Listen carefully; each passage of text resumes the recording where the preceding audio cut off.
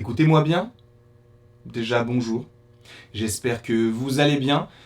J'espère que vous avez passé une bonne journée, une bonne matinée, un bon réveillon, peu importe tout. Ce que j'espère, c'est que vous portez à merveille aujourd'hui. En ce je ne sais pas quel jour on est et honnêtement, je m'en bats les couilles.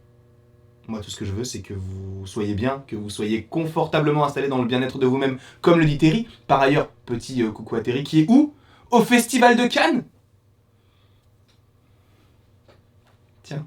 Bref, en tout cas, nous allons parler évidemment de la nouvelle série qui va arriver sur Disney+, sans compter Miss Marvel qui arrive dans à peu près 3 semaines. Nous allons parler de She-Hulk et plus précisément d'un personnage dans cette série parce que ce personnage a l'air d'être au cœur déjà de l'intrigue de ce programme, mais en plus de cela, il est très étrange par rapport à la construction. Nous allons bien évidemment parler de l'Abomination.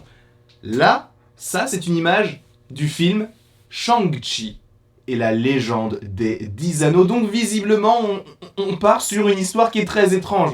Très très étrange, parce que là on est en 2021, mais la première fois et la dernière où on l'a réellement vu au sein d'un film avec un rôle quand même assez imposant et assez important, c'était dans l'incroyable Hulk de Louis Leterrier, sorti en 2008. Petite image à l'appui, il a totalement changé. Totalement. Et ce qui est très intéressant, c'est de savoir, en fait, quel a été le cheminement du personnage. Parce que, oui, en 2008, il y a eu l'incroyable Hulk, et dans le MCU, l'incroyable Hulk se déroule également en 2008. Pourquoi? Parce qu'en fait, nous avons 4 films de la phase 1 qui se déroulent en même temps. Nous avons Iron Man 1, 6 mois après, on a Iron Man 2, et en même temps qu'Iron Man 2, donc qui se passe toujours en 2008, nous avons, premièrement, l'incroyable Hulk, et le film Thor, même si le film Thor est sorti en 2011, si je ne dis pas de bêtises, et Iron Man 2 est sorti en 2010, tout se déroule en 2008. Jusque-là, tout va bien, d'accord? Mais moi, ce qui m'intéresse beaucoup, c'est de me dire, mais en fait, qu'est-ce qu'il a fait pendant tout ce temps? Et qu'en est-il par rapport à la série She-Hulk? Parce que vous allez voir qu'en soi, il y a un petit easter egg dans le film Shang-Chi, où tu aurais pu te dire, ok, il va là. Mais en fait, c'est très étrange parce qu'en fait, on peut ne le comprendre que maintenant en ayant vu le trailer. Parce que vous allez voir que, en fait, tu vas dire, oh putain, ils ont pensé à tout. Bah, en même temps, c'est Marvel Studios, c'est Kevin Feige, c'est l'homme à la casquette, c'est le dieu. D'accord? C'est un dieu. Mais du coup, qu'en est-il de son histoire? Parce que oui, dans le film L'Incroyable Hulk, il se fait quand même défoncer à la fin du film, même si, bon, quasiment toute la grosse partie de la petite bataille entre les deux, il domine clairement, il est beaucoup plus imposant. En plus de ça, il a des écailles qui peuvent trancher Hulk, etc. Bref, il est très très très stylé et il fait très très très peur. Et c'est vrai que quand on a découvert son nouveau visuel dans le film Shang-Chi, on s'était dit, bah du coup ils l'ont un peu édulcoré, mais en fait quel est le cheminement entre l'incroyable Hulk en 2008 et Shang-Chi qui se déroule aux alentours de 2024? Premièrement, il faut rappeler que du coup, vu qu'on est en 2024-2025 dans Shang-Chi, ça fait 16 ans qu'il est enfermé. Parce que oui, pas l'incroyable Hulk, mais dans l'incroyable Hulk, on a l'abomination qui est arrêtée. On ne sait pas ce qu'il devient par la suite, puisqu'on n'a aucune information, jusqu'à un court-métrage qui s'appelle, si je ne dis pas de bêtises, Le Consultant, peut-être, quelque chose comme ça, où justement on a Jasper Sitwell qui parle avec Phil Coulson en disant, bah du coup, on a l'abomination qui est enfermée, etc. Et on pouvait supposer que c'était où? Au Raft. Le Raft qui est donc la prison dans Civil War, vous savez, qui est dans l'eau. Visiblement, il n'est pas du tout au Raft et ils ont juste fait une autre prison qui est très moderne, très technologique supposément. Et justement, on retrouve le personnage donc de l'abomination dans cette cage rouge. En plus de ça, il est en humain. Est-ce que c'est intéressant ou non? Moi, ça va m'intéresser parce que je me dis qu'en fait, il peut contrôler sa transformation, mais pas vraiment, parce que vous le savez, dans le trailer de She-Hulk, à un moment donné, il est donc dans cette petite caisse avec donc ces petits traits rouges, et il essaye de se contrôler, et on voit qu'il touche le plafond de sa cage. Donc, justement, la question que l'on peut se poser, c'est quelles sont réellement ses intentions? Qu'est-ce que l'abomination veut faire, et pourquoi est-ce qu'il est de retour? Honnêtement, je reste convaincu. Alors peut-être que je me trompe totalement, mais je reste convaincu que l'abomination, dans le MCU, veut être gentil, d'accord? Je pense qu'il y aura dans la série She-Hulk, même si j'en doute, mais en fait on peut se dire que tout le monde peut avoir des liens avec tout, mais je pense que dans la série She-Hulk, il y aura Valentina Allegra Desfontaines, ça on en avait déjà parlé par rapport au fait qu'elle veuille créer une équipe, et je pense que sachant que l'Abomination, il est pas si méchant que ça, puisque oui, dans l'incroyable Hulk, c'était quand même un mec qui a détruit Harlem avec son combat contre Hulk, mais c'est vrai que dans Shang-Chi, il était quand même plutôt sympathique, même s'il affrontait Wong qui est dans la série, hein, She-Hulk, on en avait déjà parlé, mais là, c'est quasiment sûr, et en soi, c'est logique, parce que justement, ils ont un lien dans le film Shang-Chi, mais donc, on va retrouver Wong dans cette série, et justement, ils s'affrontent. Et est-ce que vous avez vu ce qu'il se passe à la fin de l'affrontement entre Wong et l'Abomination ? L'Abomination rentre chez lui.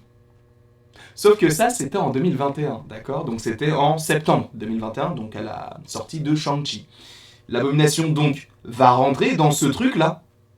Au début, on se disait, mais peut-être que Wong, il l'emmène au Sanctum Sanctorum, etc. Faux. Tu reconnais la cage ? C'est celle-là.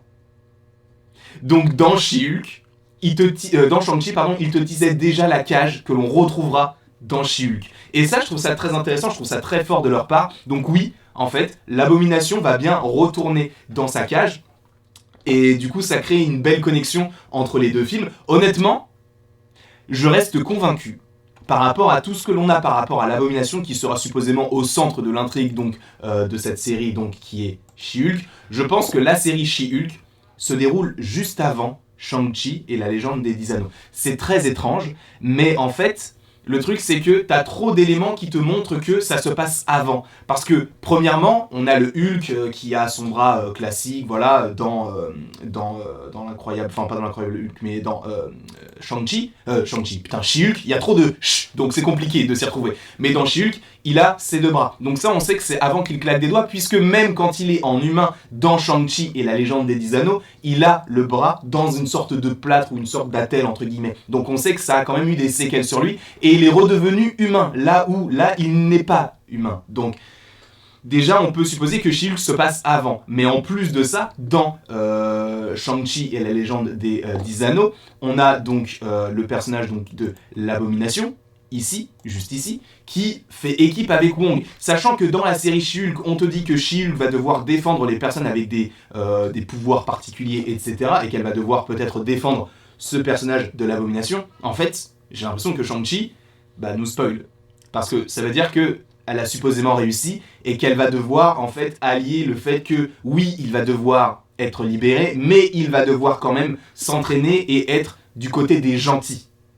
Donc, j'ai vraiment l'impression que cette scène-là, c'est quelque chose qui se passe après la série She-Hulk et peut-être que donc ça nous spoil par rapport à ce que veut faire le personnage donc de Jennifer Walters et donc de sauver la plupart des super-héros.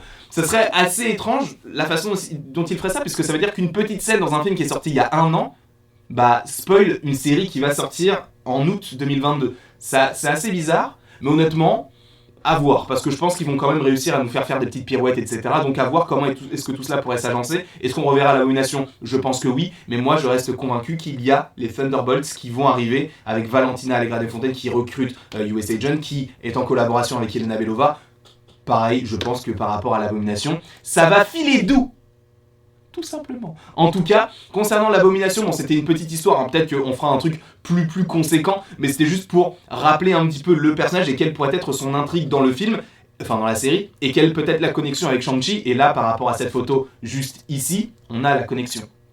Après Shang-Chi, il faut rappeler que cela se passe en 2024, 2025, je crois que c'est 2024, donc, sachant que la série She-Hulk se déroule aux alentours de 2019, 2020, 2021, 2022, voilà, on est clairement sur quelque chose qui se passe avant. Mais en tout cas, voilà tout ce que j'avais à vous dire concernant cette petite série She-Hulk qui ne paye pas de mine. Alors oui, les effets spéciaux sont pas forcément incroyables, ils sont même nuls pour l'instant. En tout cas, moi je n'aime pas du tout, peut-être pas nul, mais on dirait réellement un Sims. Je suis désolé, mais on dirait un Sims. On verra ce qu'il en sera, peut-être que ça sera modifié par la suite au fur et à mesure du temps, parce que même s'il ne nous reste que 3 mois je crois à peu près, bah oui, puisque là à l'heure où je tourne cette vidéo on est le 18 mai et ça sort le 17 août, donc ouais, dans 3 mois on a la série. J'espère qu'ils vont réussir à modifier certaines choses, même si honnêtement je pense que c'est trop tard, mais bon. En tout cas, sachez que la CGI ne va pas forcément me faire sortir de la série. Bon, ça peut me faire sortir de la série, mais en fait l'histoire m'intéresse tellement que je me dis que ça va être un truc feel good, mais en ayant quand même des petites réflexions par rapport à tout ce qu'il y a dans le MCU, et je pense que cette série She-Hulk va être hyper intéressante. On verra évidemment ce qu'il en sera le 17 août. En tout cas, merci beaucoup à vous d'avoir regardé cette petite vidéo. On va en faire d'autres sur She-Hulk parce que j'ai quand même pas mal de choses. Notamment petit teasing, She-Hulk, 4 fantastiques. Ça n'a aucun sens. Mais tu vas voir qu'en soi, ça en a. Et d'ailleurs, il y a aussi l'histoire de She-Hulk, soit qui est déjà sortie, soit qui va sortir. En tout cas, je vais la tourner aujourd'hui. Donc ne vous étonnez pas si j'ai le même petit pull. En tout cas, je vous fais d'énormes bisous. Et il ne me reste donc plus qu'à vous dire à la prochaine pour la prochaine.